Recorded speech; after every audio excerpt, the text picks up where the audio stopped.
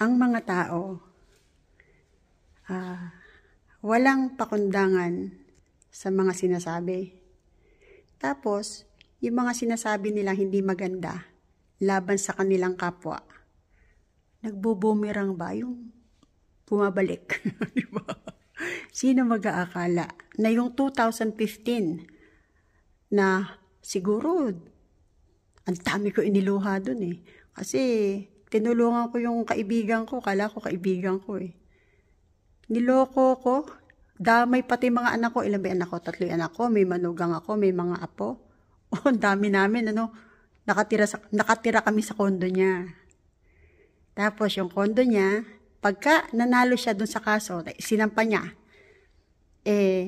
wala akong bayad eh. Yun ang kabayaran. Ngayon, kung kulang man, yung kukwentahin niyang kabayaran, dahil nagtrabaho ko sa kanya, yung commission ba? Sa real estate.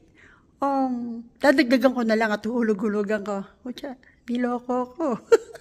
Pinalayas kami doon. At kinasuhan pa ako ng walang iya. Saklap ng inabot namin. Natatawa na lang ako pag naalala ko.